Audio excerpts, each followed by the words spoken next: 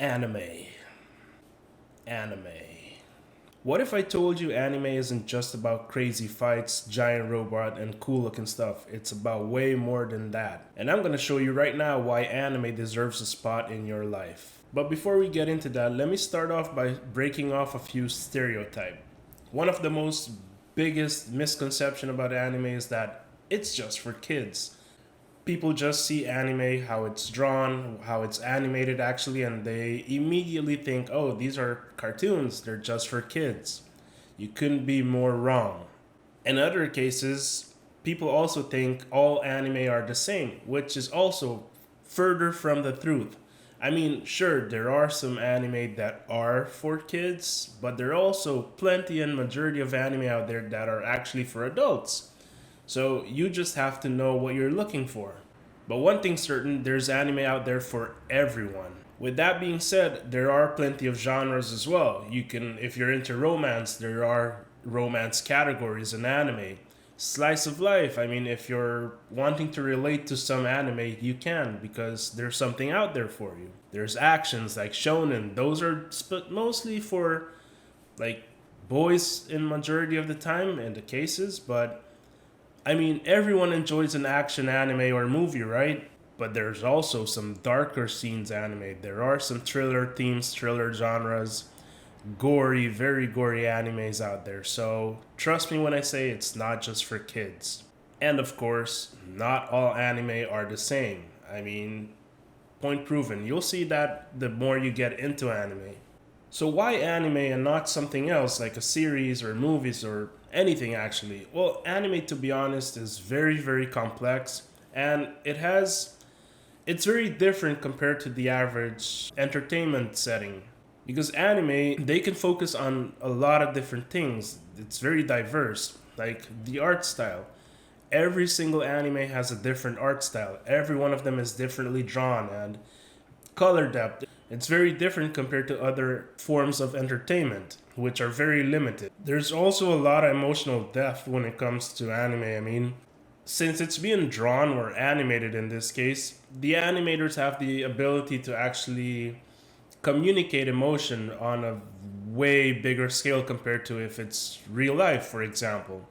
And trust me when I tell you, when it comes to anime, these characters, most of them have it rough. A lot of them go through a lot of stuff, a lot of shit, actually, that's the way to put it. And in most cases, you can resonate and relate to the characters. So, yeah, it could be a really awesome place to be sometimes, but it's also sometimes really, really horrible. And of course, every single anime has a theme they focus on. Like, some of them focus on friendship, some of them focus on objective. In a lot of cases, there's also loss or growth. I mean, the list goes on. A few examples is like if you take an anime like Naruto, which is very popular amongst the anime community, you can't say that it's the same type of anime as Attack on Titan, for example, or even Dragon Ball Z. They're both shonen. Naruto and Dragon Ball Z are both shonen, but they're completely different. The characters are different, the story is different, the message you receive from the anime is different. So those are two anime within the same category, and it's still completely worlds apart. The world building is different, everything is different. And it's the same category, shonen. So just imagine the unlimited opportunities and unlimited like ways animes can go. And of course, this channel is mostly going to be about anime. That's my passion, as you can see right there. I'm working on the background over there, trying to get more stuff to put in my background. Of course, I'm going to recommend a few animes. If you're starting off, you can never go wrong with something like My Hero Academia. Even though the fan base is very, very toxic, I would still recommend Attack on Titan to a new anime beginner watcher because it's one of the greatest out there. One of the classics, which is also one of my favorites, Death Note. You can never go wrong with Death Note because it's just complex. It's very engaging. People really relate to it sometimes, like because it's a high school student, so you can relate to it. And it's not. It's of course it's fiction, of course, but it's not compared to the other animes out there that are almost completely fiction.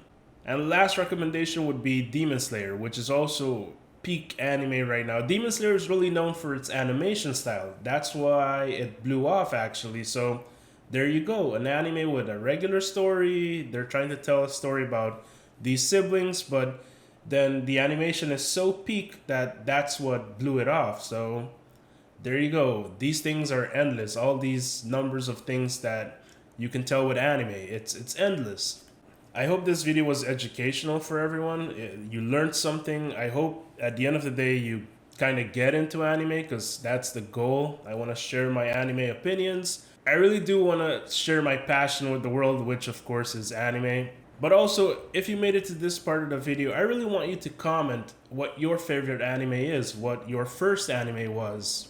And if you're already a fan, stay tuned because the next video I'm going to be talking about the top 5 anime categories out there, the genres, and I'm pretty sure you're going to enjoy that. Thank you so much for watching the video. Hit a like. Please subscribe if you're new to the channel. See you next time.